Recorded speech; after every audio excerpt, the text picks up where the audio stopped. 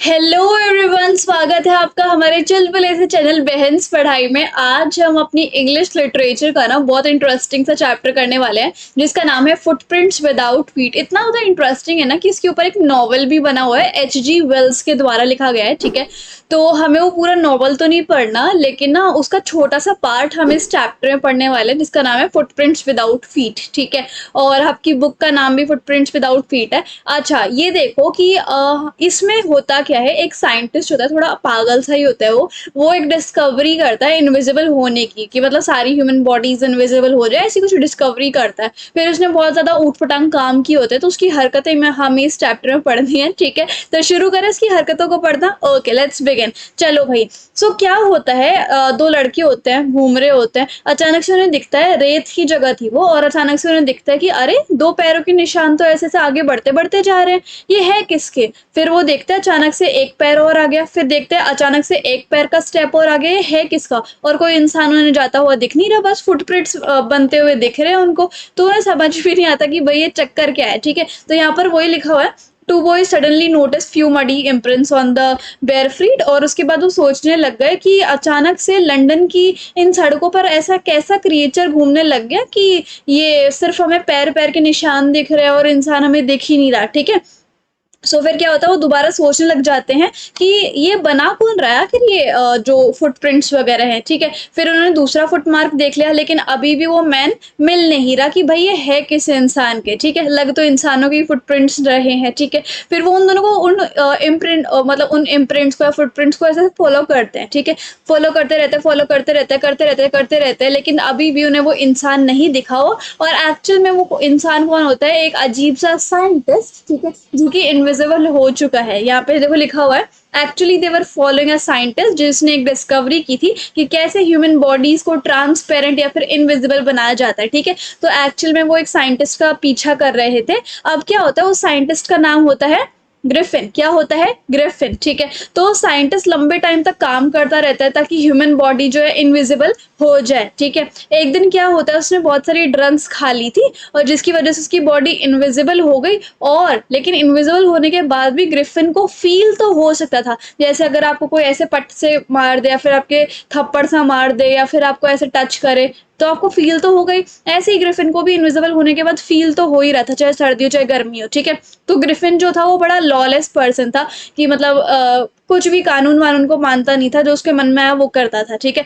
उसने क्या किया था, जो उसका मकान मालिक था ना, जिसके घर में वो रहता था, उसका भी मकान जला के वो भाग गया था। ठीक है, और उसका मकान मालिक ऐसा था कि उसको घर से बाहर निकालना चाहता था ग्रिफिन को, तो ग्रिफिन ने गुस्से में आके उसका घर भी जला दिया था। ठीक है, फिर उसने अपने सारे कपड़े उतार दिए और ऐसे ही बिना कपड़ों के वो घूमता रहा, क्योंकि उसका तो इनविजिबल शरीर था। ठीक है, और उसके पास पैसे भी नहीं थे। और तो क्या होता था, उसकी प्रेजेंस की मतलब हाँ यहाँ पे कोई इंसान है, उसकी प्रेजेंस तब फील होती थी कि जब वो कहीं मडी एरिया में अपने पैरों से चलता था, तो ऐसे ऐसे उसके पैर के निशान छप जाते थे और वो उसको किसी को भी पता चल जाता था कि हाँ यहाँ पे कोई है। ठीक है, लेकिन उसको देख नहीं पाता था कोई भी। ठीक है, उसके बाद क्या होता है, वो उन लड़कों से, वो जो दो लड़के उसके ऊपर नजर बनाए हुए रखे थे, उन दोनों लड़कों से वो आराम से छुप जाता है। ठीक है, लेकिन अभी भी उसकी लाइफ में काफी सारे एडवेंचर्स आने बाकी होते हैं। अब वो कौन कौन से एडवेंचर्स हैं, तो उसने क्या किया, मतलब वो लंदन में एक्चुअल में घूम रहा था, लेकिन वो जो टाइम उसने चुना था ना लंदन में घूमने का, वो गलत निकला। क्यों, क्योंकि वो विंटर सीजन था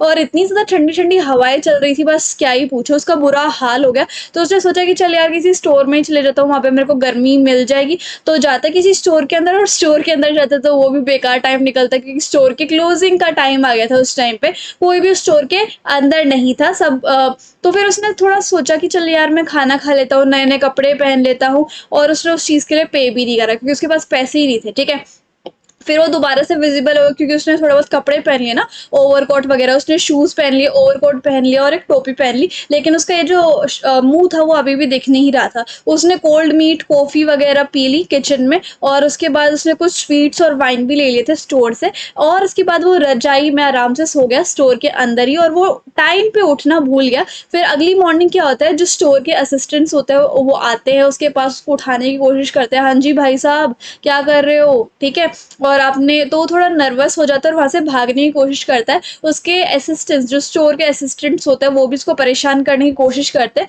लेकिन वो वहाँ से छुप जाता है क्योंकि उसने अपने सारे क्लोथ्स जो है वो रिमूव कर दिए थे और वो दोबारा से इनविजिबल हो जाता है क्योंकि अब उसके शरीर पे कोई भी कपड़ा नहीं दिख रहा था। और ये जो महीना था वो जनवरी का था जिसमें बहुत ज़्यादा ही ठंड वगैरह थी, ठीक है। ये जो टाइम है उसने सोचा कि यार मैं किसी ऐसी थिएटर वाली जगह पे जाता हूँ। जैसे थिएटर वाली जगह तो अलग अलग से ड्रेसेस वगैरह नहीं मिल जाते, फैंसी ड्रेसेस, जैसे कि मूछ वगैरह, चश्मे वगैरह, जोकर जैसी नाक, ऐसे कर्ली से बाल और बहुत अलग अलग टाइप की ड्रेसेस मिल जाती है। तो सोचा कि मैं वहां पे चला जाता हूँ और ना मुझे काफी सारी चीजें मिल जाएंगी जिसकी वजह से मैं अपने फेस को ढक लूंगा, ठीक है, तो मुझे दिक्कत नहीं आएगी। ओके, तो उसके बाद वो फटाफट जाता है ड्रूरी लेन में और वो एक थियोरेटिकल वर्ल्ड होता है और वहां पे उन्होंने ना ऐसे काँप रहा था, बहुत ही ज़्यादा सर्दी सी उसको लग रही थी, तो उसको एक शॉप मिलती है जहाँ पर उसकी सारी ज़रूरतें जो है ना वो पूरी हो सकती हैं, ठीक है। फिर वो आता है, थोड़ी बहुत बैंडेजेस अपने मुंह पे चिपका लेता है, अपने फोरहेड पे अपने बैंडेजेस चिपका लेता है और डॉक्टर बैंडेजेस वगैरह जो होती है, और एक मतलब नकली सी नोज वगैरह लगा लेता है। थोड़े बहुत उसने ऐसे मूछें लगाई होती हैं, ऐसे सॉरी ये तो बिल्लियों वाली होती है, ऐसी वाली मूछें लगाई होती है और एक हैट, टोपी वगैरह पहन लेता है क्योंकि अब उसके पास मनी नहीं थी। तो उसने शॉपकीपर को ऐसा अटैक किया और उसकी सारी जो मनी थी ना वो चोर ली उसने, ठीक है। चोरने के बाद क्या हुआ, उसने सोचा लंदन जो है ना वो काफी ज्यादा क्राउडेड है, काफी ज्यादा भीड़ भाड़ वाला इलाका है, तो लंदन के पास ही एक छोटा सा गांव है इपिक, वहां पे जाके मस्त तरीके से रहूंगा और मुझे कोई डिस्टर्ब करने वाला भी नहीं होगा, ठीक है। उसने ट्रेन ली और इपिंग में कोई एक होटल था लोकल सा, वहां पे जाके 2 कमरे बुक कर लिए। और वो थोड़ी एक अजीब सी बात थी कि इपिंग में सर्दियों के मौसम में कोई ऐसा अनजान सा आदमी आके 2 कमरे बुक कर रहा है, तो थोड़ा स्ट्रेंज सा था उन लोगों के लिए, ठीक है। और ग्रिफिन जो है उसकी बॉडी भी थोड़ी अलग सी लग रही है कि यार ये कैसा इंसान है, ओवरकोट और ये अजीब सा इसने मुंह बना रखा है, बैंडेजेस वगैरह, चक्कर क्या है ये, ठीक है। फिर क्या होता है, लैंडलॉर्ड आता है। जो लैंडलॉर्ड होती है वो एक लेडी होती है, मिसेस हॉल, उसका वो होटल होता है, ठीक है। और ग्रिफिन जो है वहां पर रहने लग जाता है। मिसेस हॉल जो है वो काफी कोशिश करते हैं कि वो ग्रिफिन के साथ थोड़ी फ्रेंडली हो जाए, थोड़े बहुत बात करे लोगों, लेकिन ग्रिफिन जो है वो बात करना नहीं चाहता था। उसने पहले ही बता दिया था कि मैं इपिंग जो है शांति के लिए आया हूँ, क्वाइटनेस के लिए आया हूँ, और मैं आपको ये भी बता देता हूँ कि मेरा एक एक्सीडेंट हो गया था इसलिए मैंने अपने मुंह पे ये बैंडेजेस बांधी हुई हैं, ठीक है। ऐसे ऐसे करके वो बात करता है मिसेस हॉल से, ठीक है। तो ये जो लैंडलॉर्ड की वाइफ है मिसेस हॉल, उसने एक्सेप्ट कर लिया कि ठीक है मेरा ये जो गेस्ट है वो थोड़ा अजीब सा साइंटिस्ट है और वो ऐसे गुस्सा हो जाता है, उसकी अजीब सी हैबिट्स है, लेकिन मैं फिर भी उसको अपने इन में या फिर होटल में रहने देती हूँ क्योंकि उसने मुझे एडवांस में पैसे दिए हुए हैं, ठीक है। पैसे आगे आगे तो सभी चुप रह सकते हैं, ठीक है। एंड देन टाइम केम, अब वो टाइम आ गया था जब ग्रिफिन के पास सारी की सारी कैश जो है वो खत्म हो गई थी और अब उसके पास कोई भी कैश अवेलेबल नहीं है फ्यूचर पेमेंट के लिए, क्योंकि उसको इनके लिए और भी ज्यादा पे करना था ना आगे आगे रहने के लिए। सो उसने सोचा कि उसने ऐसा दिखाया मिसेस हॉल को कि मेरा ना चेक आने वाला है, मैं बस उसी का वेट कर रहा हूँ और जैसे मेरा चेक आ जाएगा मैं आपको पैसे दे दूंगा। वो ऐसे झूठ बोल रहा होता है मिसेस हॉल को, ठीक है। फिर अचानक से कुछ अजीब सा होने लग जाता है। क्या होता है, एक क्लर्जी मैन होता है, मतलब उस इपिंग शहर का ही, और उसकी वाइफ अचानक सुबह सुबह उठ जाता है क्योंकि उनकी स्टडी रूम से ना बड़ी अजीब सी ऐसी ऐसी आवाज आने लग जाती है। तो क्या होता है, क्लर्जी मैन और उसकी वाइफ आते हैं डाउनस्टेयर्स और उन्होंने देखा कि उनके स्टडी रूम में जो डेस्क है उसमें से पैसे की चोरी होने की आवाज आ रही थी उनको। तो क्लर्जी मैन जो है वो क्या करता है, एक मेटल की रॉड उठाता है, डोर खोलता है, ऐसे मेटल की रॉड दिखाता है और कहता है सरेंडर कर दो अपने आप को जो भी है यहाँ पे।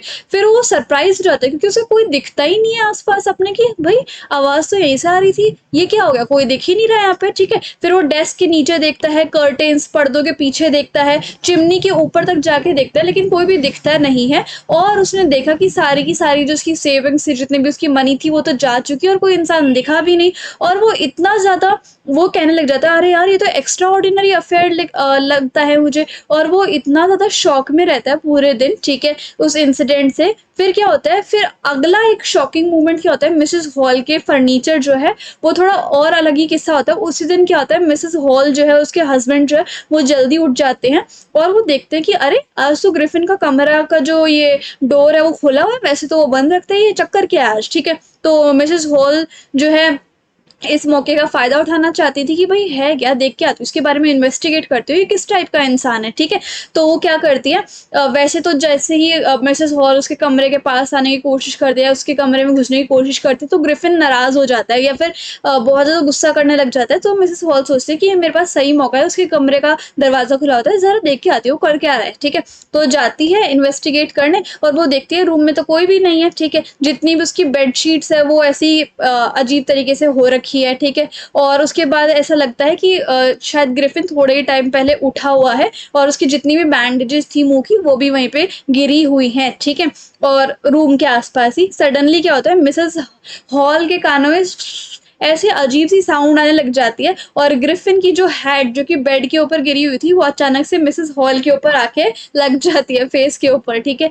जैसे ऐसा लगता है कि किसी भूत-प्रेत ने उनके ऊपर हमला किया। ग्रिफिन की जो हैट होती है, वो मिसेस हॉल के ऊपर आके ऐसे लग जाती है, ठीक है? ग्रिफिन की जो हैट है, हाँ, वो मैंने आपको बता दिया ना। उसके बाद क्या होता है, रूम में एक चेयर थी, ठीक है? वो अचानक से ऐसे उड़ जाती है और मिसेस हॉल के लेग्स पे ऐसे हिट कर देती है बहुत बुरी तरीके से, जिसकी वज़ह से मिस्टर और मिसेस हॉल जो है वो बहुत ज़्यादा डर जाती है और वो उसका हस्बैंड भी बहुत ज़्यादा डर जाता है। वो रूम से बाहर आ जाते हैं और उस चेयर ने रूम का जो डोर था वो बंद कर दिया था और सडनली अचानक से ऐसी आवाज़ आती है जैसे कि डोर जो है वो लॉक हो गया है, ठीक है? इसकी वज़ह से मिसेस हॉल जो है वो बहुत ही ज़्यादा डर जाती है और फटाफट से स्टेयर्स के नीचे उतरने की कोशिश करती है डर के मारे, बट वो गिर जाती है स्टेयर्स पर से भी। तो उसके बाद उन्होंने अपने आप को ये कह के कन्विंस कर लिया कि ये ज़रूर कोई भूत-प्रेत होगा जिसकी वज़ह से मेरे ऊपर फर्नीचर अटैक करने लग रहा है। एक्चुअल में ऐसा कैसे हो सकता है ना? फिर कभी-कभी ऐसा लगता है कि शायद ये स्ट्रेंजर तो नहीं है ऐसा जो ये हमारे साथ ऐसा कर रहा है, ठीक है? फिर उसने ये भी ध्यान दिया कि उसकी जो मदर थी वो उस चेयर पे बैठी रहा करती थी, ठीक है? और उसी चेयर ने मेरे लेग्स के ऊपर ये चोट पहुँचाई है, ठीक है? तो उसके बाद वो सोचने लग गई कि कैसे वो मेरी तरफ ऐसे आ सकती है वो चेयर, ऐसे तो हो ही नहीं सकता रियल में, ठीक है?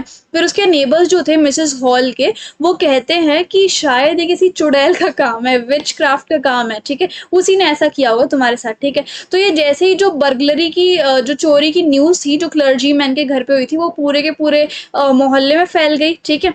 और उसके बाद सबका शक जो है वो ग्रिफिन के ऊपर जा रहा था, स्ट्रेंज साइंटिस्ट के ऊपर जा रहा था और ये जो शक है ना वो तब ज़्यादा स्ट्रॉन्गर हो गया कि जैसे ग्रिफिन ने पहले कहा था कि भाई मैं ना अपने चेक के लिए वेट कर रहा हूँ, कभी भी आता ही होगा और जैसे ही मेरा चेक आएगा तो मैं आपको पैसे दे दूँगा और किसी ने वो चेक आता हुआ देखा भी ना और ग्रिफिन के पास अचानक से पैसे आ जाते हैं, इनके लिए पे करने के लिए, होटल के लिए पे करने के लिए, तो ज़्यादा शक जो है वो तब होने लग जाता है, ठीक है?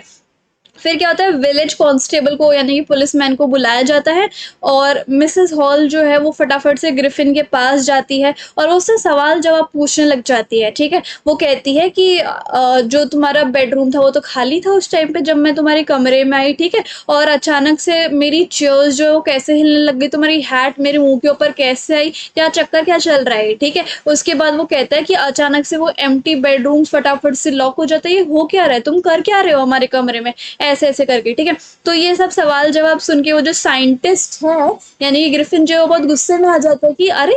तुम्हारी हिम्मत कैसे हुई मुझसे इतने सवाल-जवाब पूछने की, ठीक है? और उसकी तरफ घूरने लग जाता है और मतलब बहुत ज़्यादा चिल्लाने लग जाता है। वो कहता है कि तुम्हें पता है मैं कौन हूँ? क्या करता हूँ? पता है तुम्हें? ठीक है? तो वो सोचता है कि अब मैं अपना सच इनको दिखा के रहूँगा। उसने अपनी सारी बैंडेजेस, सारी मूंछें, जो स्पेक्टेकल्स जो उसकी नाक थी वो हटा दी और उसको 1 मिनट लगा ये सब करने में, सारे कपड़े वगैरह जैसे-जैसे उसका एक-एक कपड़ा गिरता गया, वो इनविजिबल होता गया और मिसेस हॉल जो है और जो लोग ये सब चीज़ें देख रहे थे, तब क्या हुआ, सब देखने लग गए कि अरे!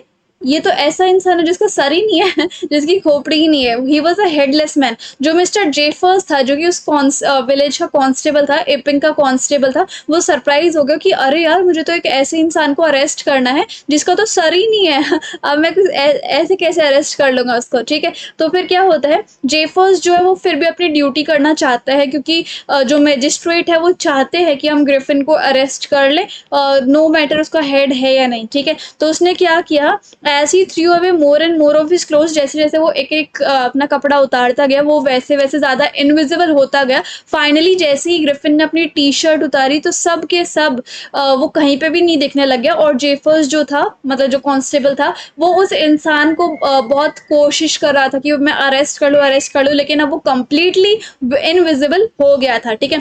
जो लोग बाग थे वो हेल्प कर रहे थे जेफर्स को कि वो आराम से पकड़ ले। लोग बाग भी स्ट्रगल कर रहे थे कि ग्रिफिन जो है वो पकड़ा जाए, ठीक है, लेकिन ग्रिफिन जो है वो उन्हें किसी ना किसी तरीके से हिट करे जा रहा था। जेफर्स ने अपना लास्ट अटेम्प्ट भी किया कि मैं किसी भी तरह इस इनविजिबल मैन को या फिर ग्रिफिन को पकड़ लूं, लेकिन इनविजिबल मैन ने जेफर्स को अनकॉन्शियस कर दिया था, मतलब कुछ कर दिया था जिसकी वजह से जो मिस्टर जेफर्स है वो बेहोश हो जाए। और सब कहते रहे कि ग्रिफिन को पकड़ो पकड़ो पकड़ो, लेकिन अब ग्रिफिन जो है लास्ट में चकमा दे देता है सबको और कोई भी उसको पकड़ नहीं पाता। तो इसकी वजह से ही, तो इस तरीके से ही हमारे जो पूरा चैप्टर है फुटप्रिंट्स विदाउट फीट वो कंप्लीट होता है। ये अगर आपको पीपीटी चाहिए तो आप मुझे टेलीग्राम पे फॉलो कर सकते हो। कोई डाउट है तो आप मुझे इंस्टाग्राम पे फॉलो करके डीएम कर सकते हो। I reply as soon as possible. I hope आपको मेरा पढ़ाने का तरीका एंड वीडियो काफी अच्छी लगी होगी। So if you like the video and the explanation, please like share comment and subscribe channel. Thank you so much.